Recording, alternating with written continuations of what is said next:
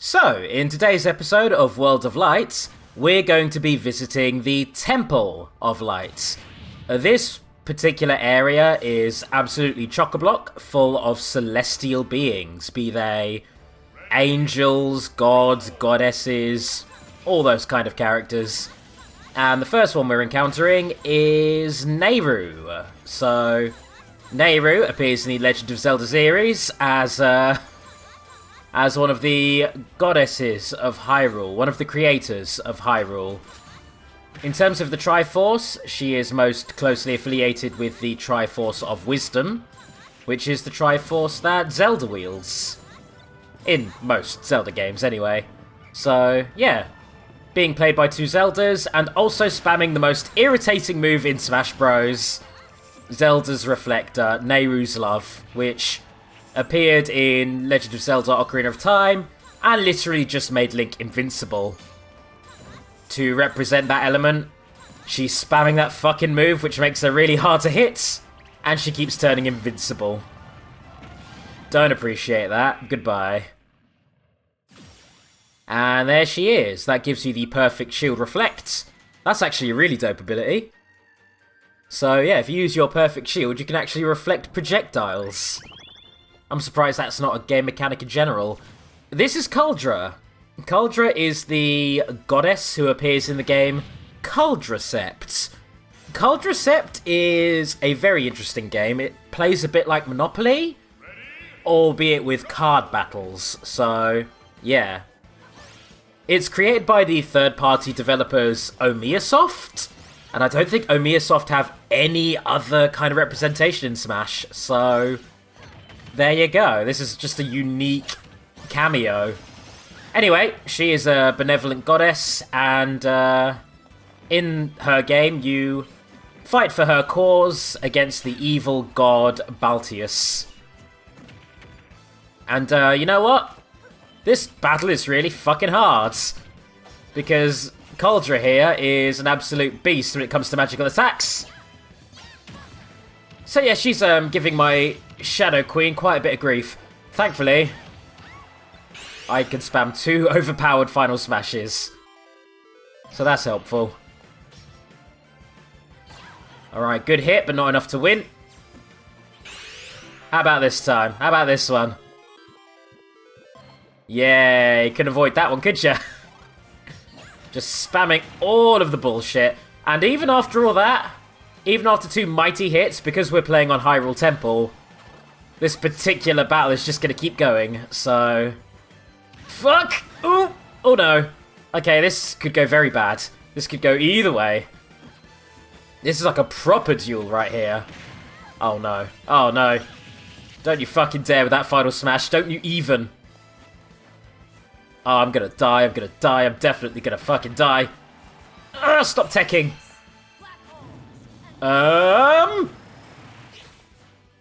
Somehow that didn't kill me. I don't know how the fuck that didn't kill me. Most of that just went through the platform. Oh boy. I do not like this at all. I do not like this one bit. No siree, Bob. Go away. There we are. That was Cauldra. Yeah, definitely a 3-star battle there. She gives you poison immunity, which is ridiculously good. And will make some later battles flat out winnable. So yeah. Anyway. There's a good Kid Icarus medley there. And here is Lon'qu. Not particularly angelic in any way, but Lon'qu appears in Fire Emblem Awakening. He is your Myrmidon character, your Swordmaster-to-be character.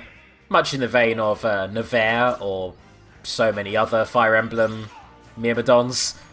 What's interesting about Lon'qu as a character is that he is gynophobic. And usually that you'd use the term misogynistic for that, but no, he is legitimately terrified of women and will just try and avoid them or just act coldly towards them because he's so deeply uncomforted by them. So that's why I'm deciding to fight with the Shadow Queen. Face your fears, motherfucker. I'm going to be like 90% of the women from Awakening who have no time for your bullshit. Fuck you, counter. And one more finishing blow should do it. I think the stage really wants me to finish this like a sword fight, based on the constant spawning swords. So I just need that perfect slice now, that perfect hit, and then it's all over. Or I could just throw my sword at you and then slap you in the face, that works as well. And there is Lon'qu. He gives you the ability to start any battle with the Killing Edge. That's pretty dope. Killing Edge is a really good battering weapon. It has a pretty decent chance of doing critical hits.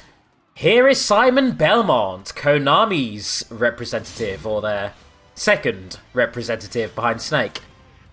So this is the main character of the original Castlevania game, and also Castlevania 2. I think Castlevania 3 as well, maybe? Simon Belmont is basically one of the most prolific hunters of Dracula in that series. One of the most well-known of the Belmont family. And yeah, he fights with his whip, the Vampire Killer, as well as a shitload of throwing items, which is great in Castlevania, and is fucking irritating to fight against in Smash. Like, oof. Yeah, you need to really play carefully when you're going against Simon, or his Echo Fighter, Richter. That said, he's got pretty good combo potential if you know how to play him well. And on top of that, I think just as far as characters go, I love his aesthetic, because he's one of the few characters in Smash I would honestly describe as a straight-up beefcake. He's just one big hunk of man. And the reason he appears in this sanctuary is because he's deeply religious, fighting with crosses and taking down the forces of evil. A very good Christian man, that Simon. A good Christian husbando. Anyway, just need to finish him off now before he tries stealing any more of my health pickups. Rude. And his final smash is coming. Don't think I'm gonna like this one. Unless I can finish him off first. Nope, he's got me. Thankfully I don't have 100 damage, because if I did, that would have been an insta-kill. Alright, get them little slaps in, and let's slap him off. Going on for quite a while in this episode, so yeah. I'm going to chalk that up to me being a little rusty. There's Simon Belmont. Our boy. And there we go. That's the end of that. Now, by beating and acquiring Simon, we can now proceed further into this temple. So let's ascend to heaven. Here we go. First of all, we have the Affinities from Bayonetta. The Affinities are your basic angel enemies from Bayonetta. And I love Bayonetta's take on angels as opposed to so many other pieces of media. So many pieces of media show angels as being, like, cherubic and beautiful, but not to be a, you know, an elitist here, but if you have actually read the Bible, angels are fucking terrifying. They're monstrous, and, yeah, there's one of them which is like a giant flaming ring covered in eyeballs, and if you look at it, you die. Angels are hardcore as fuck, and Bayonetta understands that and lets you fight a bunch of evil, monstrous angels. You absolutely body them in horrible, bloody messes, don't get me wrong, but, you know. The intention is there, that's the main thing. Also, getting a lot of play with that Shadow Queen. Getting a lot of mileage out of her. It just seems right to take down a bunch of angels with a horrible ghost demon princess queen. Anyway, this is Windman. So Windman appears in Mega Man 6 as one of the Robot Masters. The reason he's here, because I know this seems like a weird place for him, is because it's in the clouds. And yeah, Windman's stage and his whole gimmick basically has him using the skies to his advantage. What he can't account for is a big fuck-off plant destroying him. There's Windman. Done and dusted. Oh, P.S. Titties. Alrighty, so, moving on again, we have the Swords of Justice from Pokemon Black and White, Generation 5. So this is a set of 3 legendary Pokemon, the 3 of them being based on Athos, Porthos, and Aramis, the 3 Musketeers. Despite the fact that they are quadruped horses, they can basically sprout giant horns and wield them as swords. So yeah, they're all sword fighters. All fighting type Pokemon. And all very heroic and gallant in nature. Before you ask, yes, there is also a D'Artagnan Pokemon, who we will be meeting later. Anyway, to represent the fact that these are the Swords of Justice, we have 3 Pokemon-esque characters, with Lucario being the only actual Pokemon. And, yeah, I don't think they accounted for being punched really hard in the face. The stage we're fighting on, you'll also notice, is the Kalos Pokemon League, but trapped in the Steel mode. That's to represent Cobalion, who is the Steel type among the 3. And it's also, you know, a reference to swords. So yeah. Anyway, that's that fight done with. Now it's time for a treasure... We can't even get to that treasure chest yet. We have to go around for it. Here is Heracles. I nearly said Hercules. Nearly did it the Roman style. So, The Legend of Heracles is a series of games originally created and, you know, continually put out by Data East. But eventually, Nintendo full-on acquired it as a first-party title, releasing The Legend of Heracles for the Nintendo DS. A RPG game where Heracles was one of your side characters. Not even your protagonist, just one of your party members. And yeah, it's an RPG that had you fighting Greek monsters and dealing with Greek mythology-related villains and such. And Heracles was your party member who wielded a big fuck-off club. What with him being, you know, a demigod. So, that is why we have a big, as I said before, hunky Simon Belmont wielding a big fuck-off club. And just need that finishing blow. Oh, it would have been sick if I drop-kicked you in the face there. God damn you. God damn you. He's turning it around on me. I don't appreciate this. All you needed to do was take the damn drop kick, Hercules. Heracles. Fuck. There you go. And there he is. Big strong boy. You'd think a demigod would be higher than a 2-star, but the ranking system in this game is weird. Anyway, next up we have a Moblin. Moblins are just generic foot soldiers from the Legend of Zelda series. They literally have mob in their name. They attack you in mobs. They are Ganondorf's minions, pig people.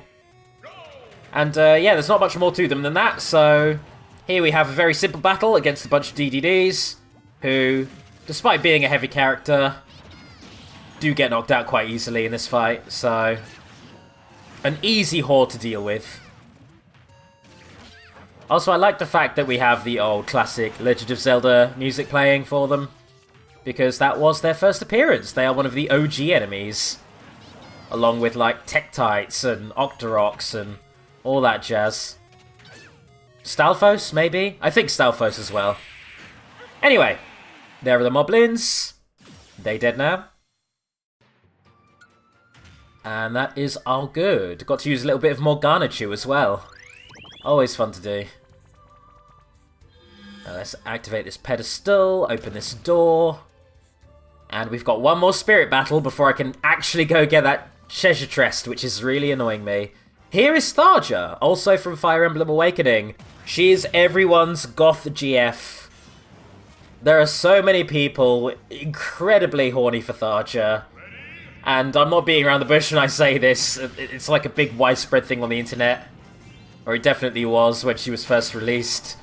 Tharja is an incredibly dark, sadistic, and creepy dark mage from Fire Emblem Awakening. And, yeah, she was genuinely a terrifying character, and I don't get how she was one of the heroes. Because she was into some weird, fucked up, dark shit. And apparently turned out to be quite an abusive mum as well, if talking to her time-travelling daughter is anything to go by. In terms of the fight itself, the Poison Mist is representative of Awakening's dark magic spells, many of which would drain opponents' health. And she raises your magic attack. Yep, all adds up. Okay, now it's time to get that poxy chest. God damn, it's been sitting there this whole time. The fuck? A Mimic! Oh, that was very clever. This is a Mimikyu from Kid Icarus Uprising. And it is exactly what you think it is. It is a Mimic that has sexy legs and kicks you in the face. So yeah. She's being played by Zero Suit Samus, who I guess is representing the leg elements. The powerful kicking legs. And also we have boxes appearing to represent the fact that mimics generally bind themselves to treasure chests. Awesome. Get Pikmins. And there we go. That is the Mimikyu. No item, though. That's a little saddening. I would have, you know, liked an item for that. Oh well. At least we get a new fighter. We get Pitts. So Pitt is the main hero of the Kid Icarus games. He is the angel defender of the goddess Palutena. She grants him the ability to fight and to fly. So yeah. He first appeared in the Smash Bros. Series with Super Smash Bros. Brawl, which turns out to be quite a surprise because up to that point, Kid Icarus was just a Nintendo Entertainment System game. It was just an old, obscure series, so yeah, with the release in Super Smash Bros. Brawl, that actually rekindled the Kid Icarus series, which, much like Smash Bros., is also owned by Sakurai. So yeah, that got us Uprising for the 3DS, and if a nearby Nintendo Direct reveals any more Kid Icarus games, I would not be surprised, because I feel there's a lot you can do with it. Like God of War style, maybe you could have him dealing with different pantheons, not necessarily Greek ones. So yeah. Because as it stands, all he really fights are Greek monsters and deities like Medusa and Hades and all that. Anyway, he can also fly, which makes him an absolute bastard to fight, so I just need that finishing blow. There we go. And there's our boy. There's our Pitts. Nice. Good level up for Louis there. And with that, I think we've done it. We've cleared away that light wall that came to inconvenience us for all of one episode. Nice going, Galeem. Good job. Good try. 10 out of 10. Alrighty, so, episode's not quite finished yet. Let's have a little bit of a backtrack. So, going back towards the mushroom area on the main overworlds, we can now hop onto Captain's boat here. And the first spirit we find in this water is a fish. The fish from Balloon Fight. In the game Balloon Fight, if you fall too low, you will be eaten by a fish. That is a way to die in that game. And it's also a way to die on this stage, so I'm going to go ahead and not fall in that water if I can help it. Oh, fuck. Oh, I immediately fallen. Oh, God. If I didn't wiggle my control stick and wasn't at high percentage, that would definitely have killed me. And if that DDD continues being cheap and trying to blow me off the edge, that will also kill me. So I'll show you how to fucking cheese it. Get dunked. That's how we do. There's a nice tasty fish for Morgana. And straight on from there, we have a mermaid from the Legend of Starfy. In that series of games, the mermaid is a support character who allows you to save in many of the titles and will also heal you. She's just a good dang mermaid through and through, unlike actual mythological mermaids, which are horrible murderers.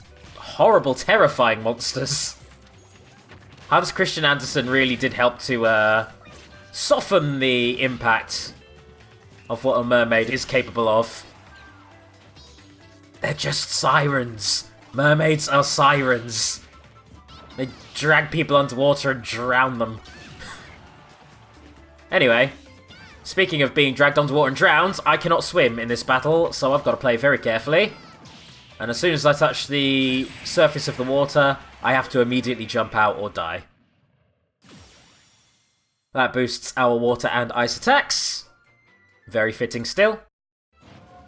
And this next fight took me a couple of whacks. This is the Star Rod, a 3-star battle. So in the Kirby games, the Star Rod is a magical item that helps to keep the evil nightmare sealed within the Fountain of Dreams. Should it ever be removed...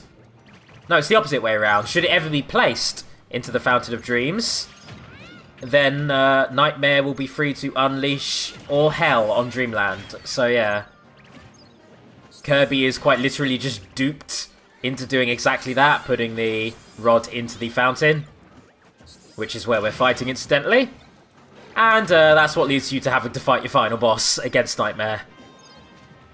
Anyway, this particular fight is really fucking hard because at this level of difficulty, in any battle where you have more than one enemy, they will essentially function as a hive mind. They will combo off of each other. So, dividing and conquering is your best bet if possible. Otherwise, just be very, very precise with your hits and kill them as quick as you can. Don't whiff your final smashes like I did.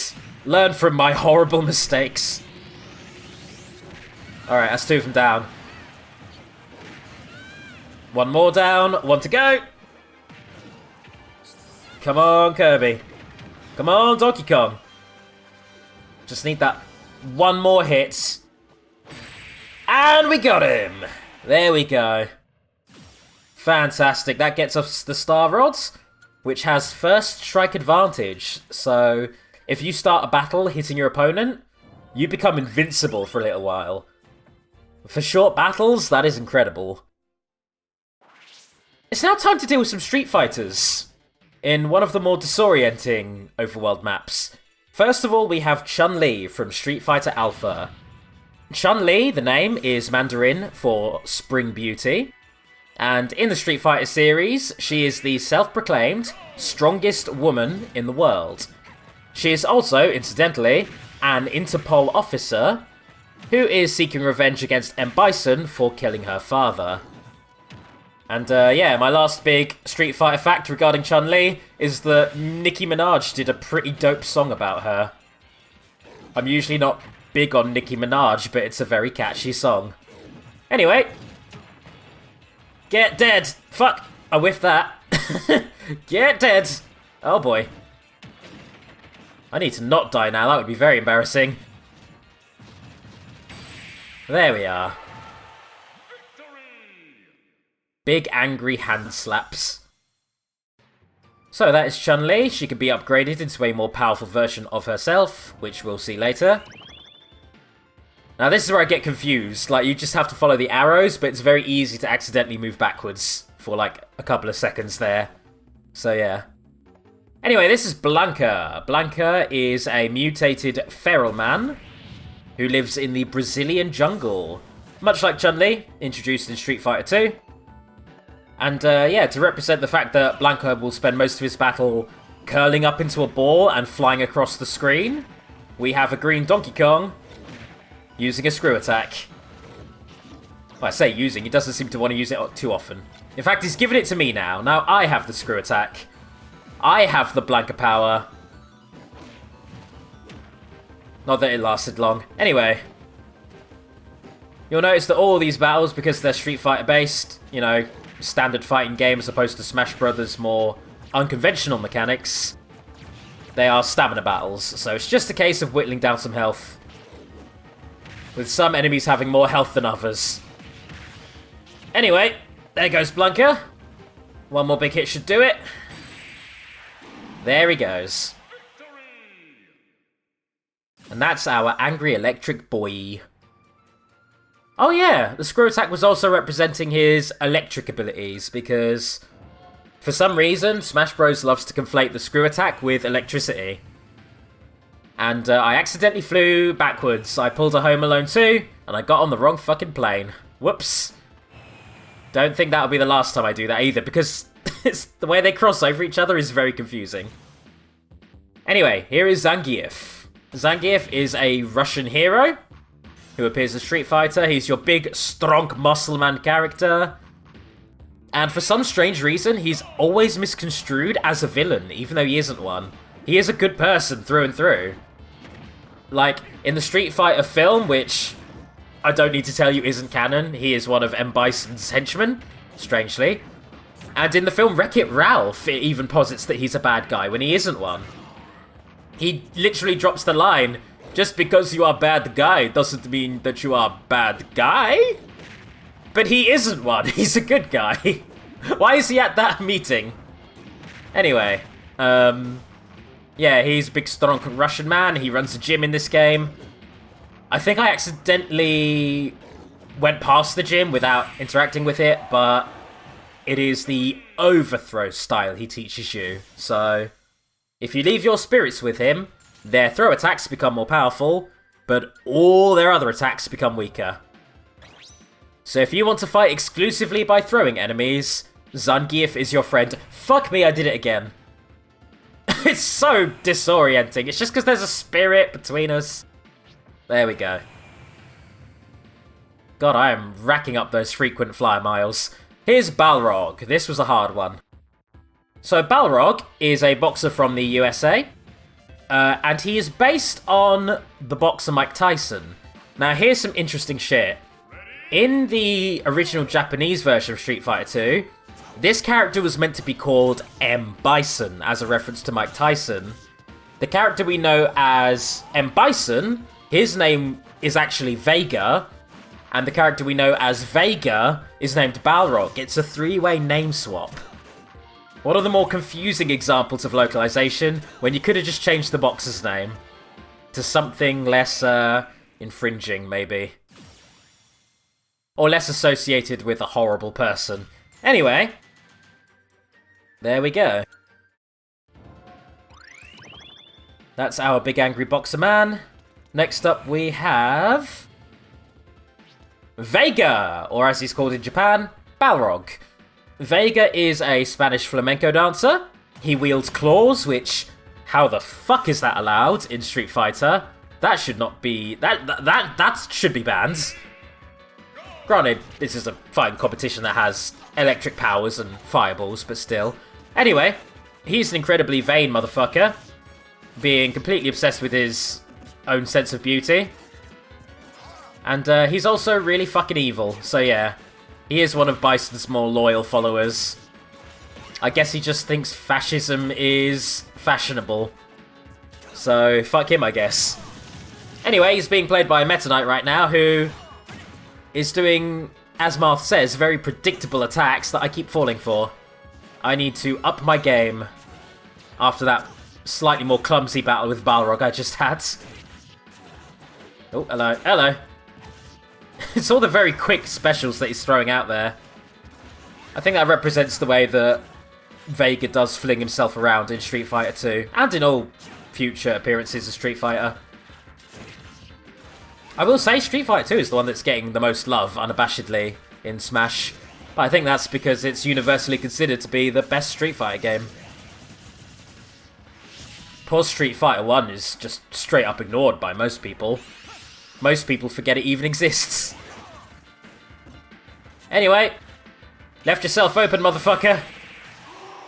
There's that finisher. Got him. That makes us lighter on our feet, which works for a character that flings himself around with some big spiky claws.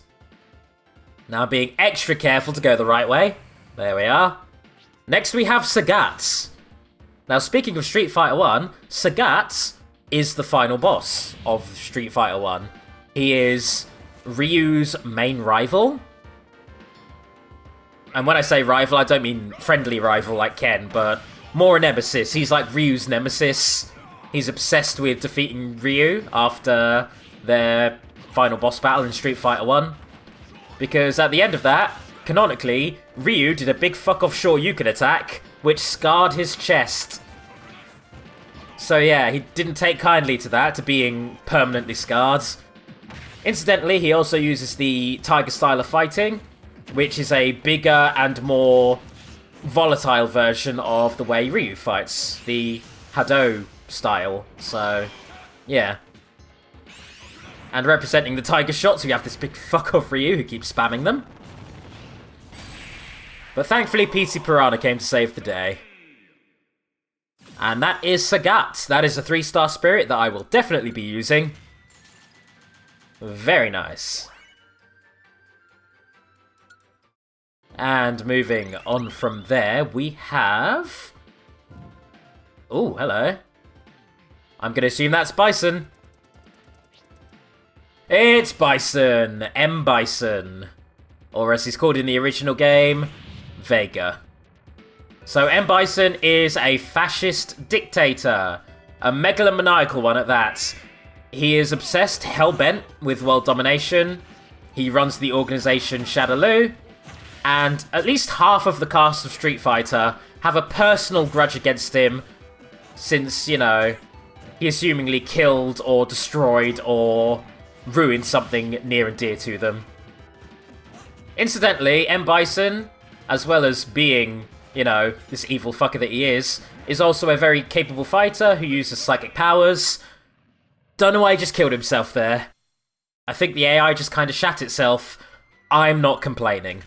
I will not look that gift horse in the mouth. That fight would have been fucking hard if it played out any further. Alright, and that gives us one more battle. And a battle with an actual character at that. Here is a Ryu, main character of the Street Fighter series. He uses the Hado fighting style, as I previously mentioned, which allows him to do the Mighty Shoryuken, a big uppercutting punch, a Hadouken, a blast of ki, but always runs the risk of you turning evil. That's the downside of the Hado fighting style. It can be easily corrupted, hence the character Akuma, or Evil Ryu, both of whom are just evil bastards corrupted by their fighting style. Such is the corrupting power of the dragon. Anyway, in Smash Brothers, he's a very interesting character to play because he is incredibly combo-driven. There's some of the combos I've seen people do with Ryu. Some of them are just absurd. And on top of that, his inputs are very strange. You can actually input his commands like an actual fighting game with like quarter circles and such. And it will actually buff the moves if you play like that. I, for the life of me, can't do that because I'm terrible at it. So yeah. Anyway, that's all the Street Fighter characters dealt with, and, fuck it, I did it again. I might as well just go for a world tour. Let's enjoy a flight, why don't we?